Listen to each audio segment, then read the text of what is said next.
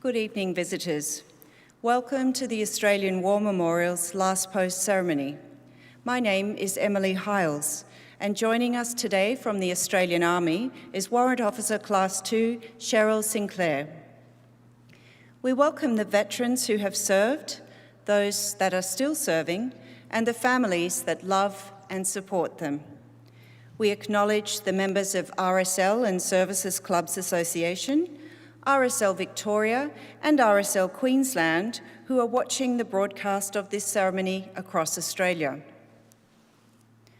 During this evening's ceremony, wreaths will be laid at the base of the Pool of Reflection by Australian War Memorial Air Force Liaison Officer, Wing Commander Michael Garside, and visitors to the memorial. If you're able, please stand and join in singing the National Anthem.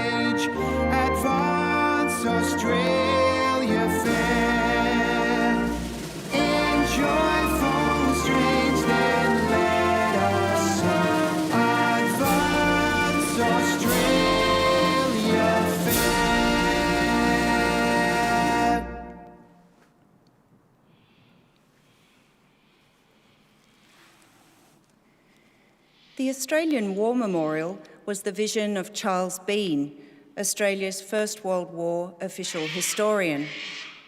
Bean landed with the Australian troops on Gallipoli and stayed with them at the front through to the end of the war.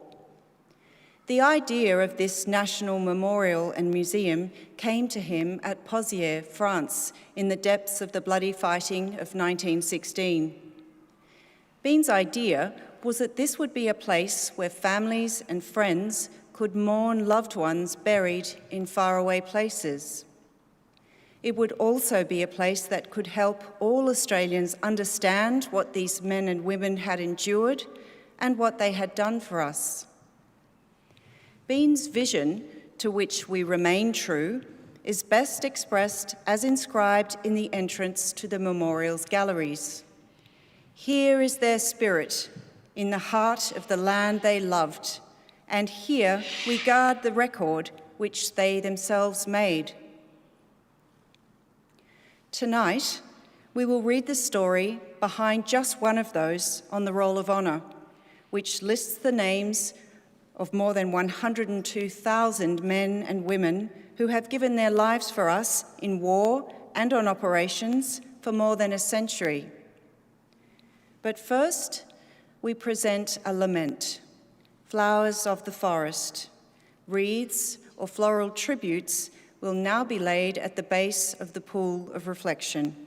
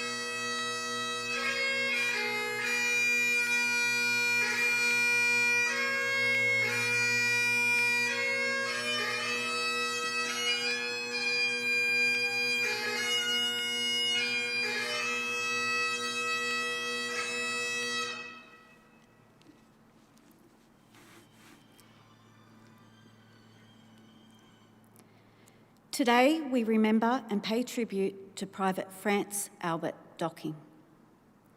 Frantz Docking was born on the 1st of May 1890, the fifth son of James and Marie Clara Docking of South Australia. His father was a farmer on the Yorke Peninsula. Frantz and some of his siblings were born at Natawara near Port Wakefield. Frantz was educated at a number of different schools on the Yorke Peninsula, including at Boot, Penang, Copper Hill and Cunliffe. In 1905, James Docking moved to the Pinaroo district, taking much of his large family with him. Frantz went too, and later took on a property at Rosy Pine. The Pinaroo district had only recently been opened to settlement and did not have a rail line at the time. A series of bad seasons from 1911 to 1914 saw Frantz Docking's crops fail 3 years in a row, and in March 1914, he was declared insolvent. Frantz Docking was in South Australia in early 1916 with his younger brother Claude. The two were particularly close and decided to enlist in the Australian Imperial Force, doing so on the 1st of May 1916. It was reported that they were manly young fellows and entered upon their duty with quiet determination to uphold the honour of the country and district. Before going into camp, they returned to Pinaroo, where a farewell social was held in their honour at the Rosy Pine Hall.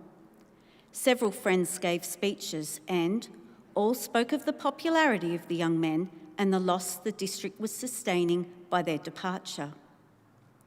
Frantz and Claude went into camp for training on the 30th of May 1916 and then left for active service overseas with reinforcements to the 10th Battalion on board the troop ship Anchises on the 28th of August. The Docking brothers arrived in England on October 1916. Frantz's brother Claude was sick on arrival, and instead of going to Salisbury Plain for further training, he was sent to hospital. Frantz completed his training and was sent to France in early December 1916, joining his battalion on the battlefield shortly after Christmas. Private Frantz Docking arrived in France during one of the coldest winters in living memory. He spent weeks rotating in and out of the front line with the 10th Battalion through freezing rain and snow. In February 1917, he succumbed to the flu and was evacuated to a convalescence depot to recover. Private Frantz Docking returned to the 10th Battalion on the 19th of February 1917. A week later, he was joined by his brother Claude, who had been detached for guard duties at 3rd Brigade headquarters. As the brothers were reunited, the German army began to withdraw to a prepared defensive position known to the Ally as Hindenburg Line. The Australians were part of the force to follow the German withdrawal, and by early April were beginning to make attacks on the fortified outpost villages to the German line. On the 3rd of May, Australian forces made a second major attack on the Hindenburg line at Bullecourt, following the First Battle of Bullecourt in mid-April. The day after the battle began, the 10th Battalion was called forward and reached the outpost village of Norroy on the 5th of May. The following day, the 10th Battalion went into the front line, a company at a time, to reinforce the 12th Battalion and ward off German counterattacks. Over the course of the day, the battalion took more than 20 casualties. Among those killed were Privates Frantz and Claude Docking. Their mates later wrote home to the Docking family to report that the brothers were fighting side by side when they met their deaths, and it was assumed that they had been hit by the same shell.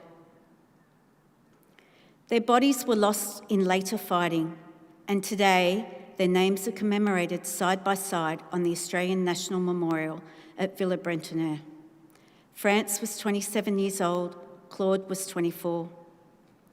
Their names are listed on the roll of honour to my right, amongst almost 62,000 Australians who died while serving in the First World War. Private Frantz Docking's photograph is displayed today beside the pool of reflection. This is but one of the many stories of service and sacrifice told here at the Australian War Memorial. We now remember Private Frantz Albert Docking, who gave his life for us, for our freedoms, and in the hope of a better world.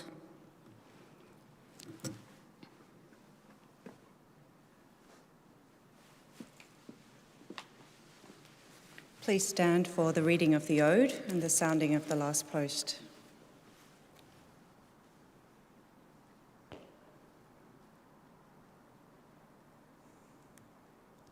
They shall grow not old, as we that are left grow old.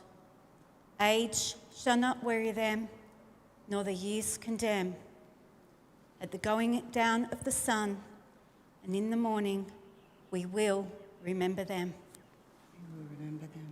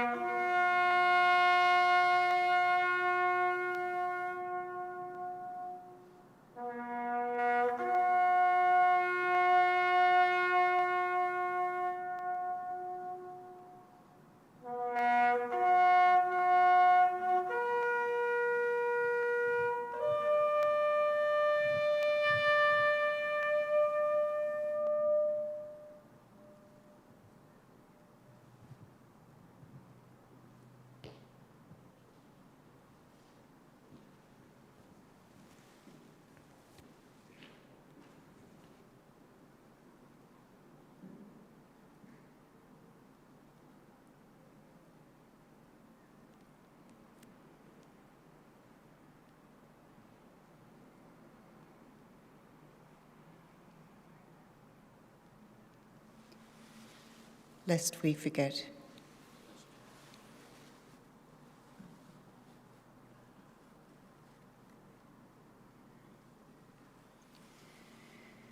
We leave you this evening with the words of the memorial's founder, Charles Bean.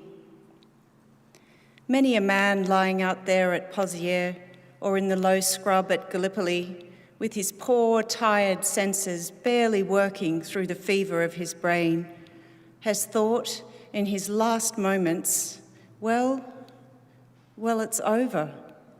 But in Australia, they will be proud of this. Ladies and gentlemen, that concludes the last post ceremony.